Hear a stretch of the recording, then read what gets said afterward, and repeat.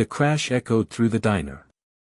A coffee mug rolled across the floor, spilling dark liquid like blood on the tiles. Every head turned. In the middle of the room stood a young waitress, frozen, her face pale. Her left hand shook uncontrollably as she bent to pick up the shattered pieces. She winced, sucking in a sharp breath as if each movement was a knife twisting into her bones. Customers whispered. Some frowned impatiently, others looked away, pretending not to notice. But one man in the corner booth didn't look away. He leaned forward, his eyes narrowing beneath the shadow of a baseball cap. To everyone else, he was just another quiet stranger passing through town. But in truth, he owned the very diner she was breaking herself to serve. Her name tag said, Maya. And as Daniel Hayes watched her cradle her trembling hand against her chest, he felt an unease he couldn't shake. There was something she was hiding, something much darker than a simple workplace accident. And he was about to find out. Daniel Hayes wasn't an ordinary customer. He was a businessman who had built his fortune from the ground up, starting as a dishwasher in a greasy spoon much like this one. After decades of sweat, sacrifice, and relentless drive, he had become the owner of over 30 diners across the state. But lately, something had been bothering him. Success had made him distant from the very people who worked for him. Reports, numbers, and managers gave him only half the truth.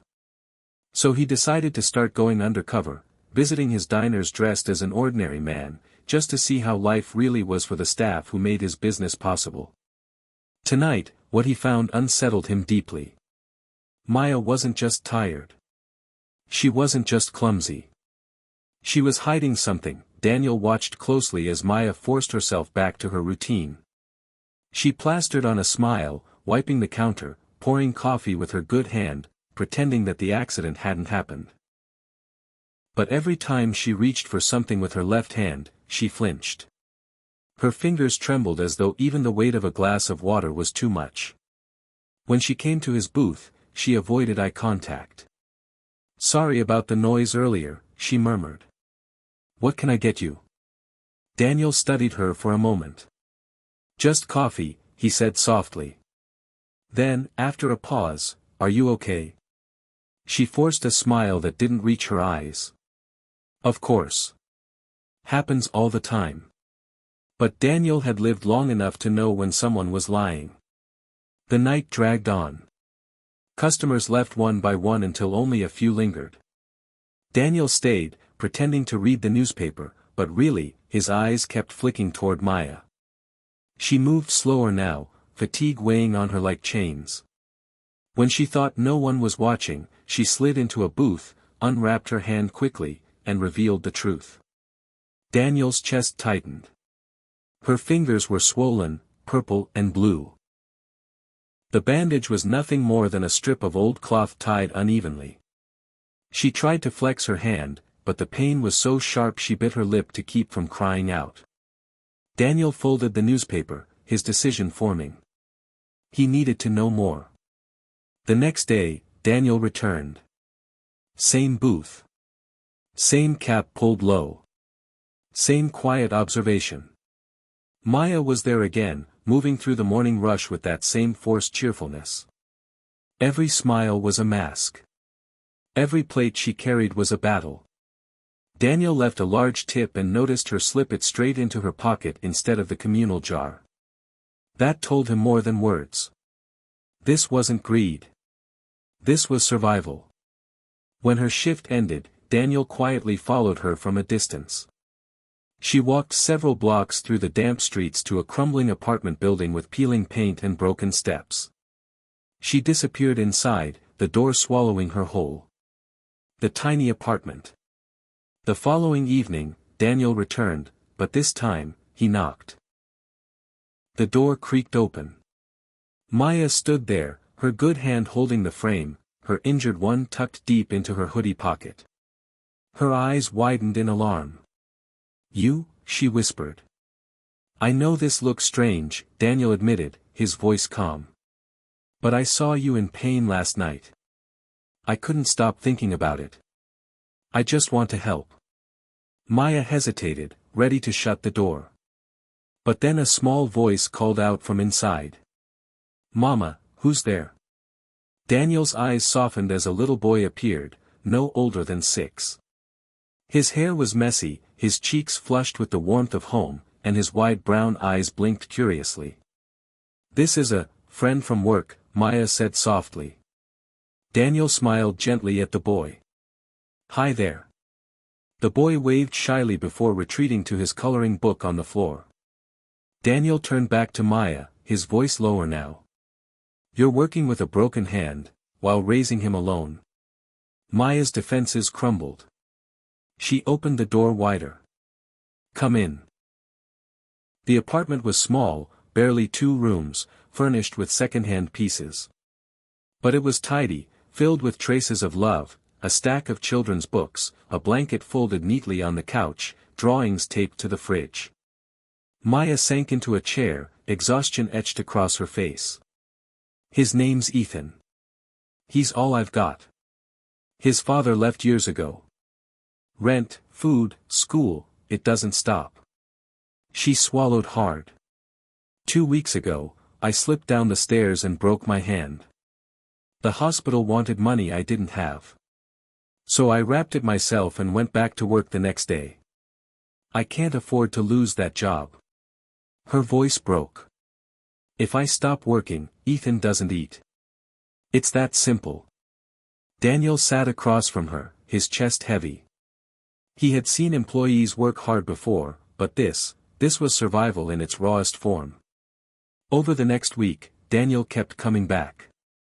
Sometimes to the diner, sometimes to her apartment. He learned more with each passing day. How Maya skipped meals so Ethan could eat, how she worked double shifts to cover daycare, how she never let her son see her cry.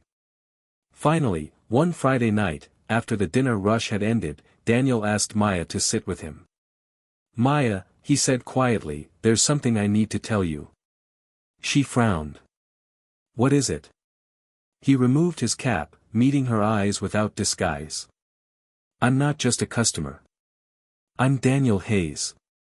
I own this diner, and 30 more like it." Maya's face went pale. Her lips parted in shock. You're the owner?" Daniel nodded. "Yes. And I've been watching you. I've seen the strength it takes for you to keep going, even with a broken hand. I've seen the sacrifices you make for your son. Maya, you're exactly the kind of person this world doesn't notice enough." Tears welled in her eyes. "Please, don't fire me.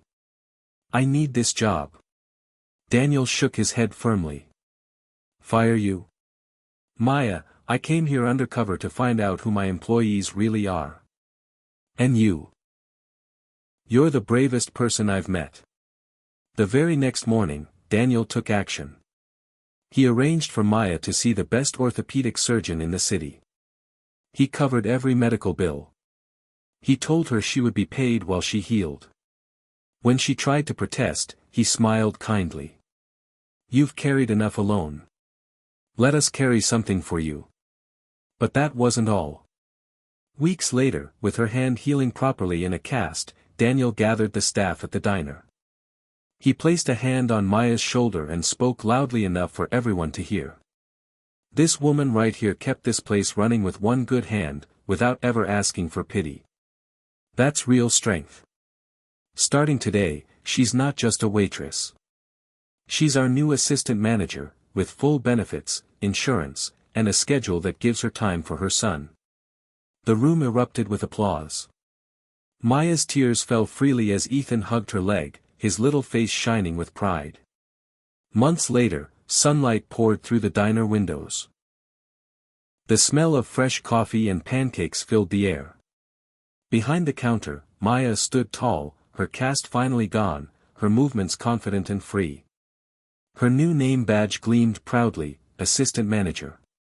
In the corner booth, Ethan worked on his homework, glancing up at his mother with a smile. She smiled back, no longer weighed down by fear, but lifted by hope.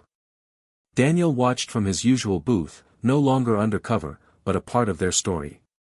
When Maya caught his eye, her smile held something new, not exhaustion, not forced cheerfulness, but genuine gratitude and strength.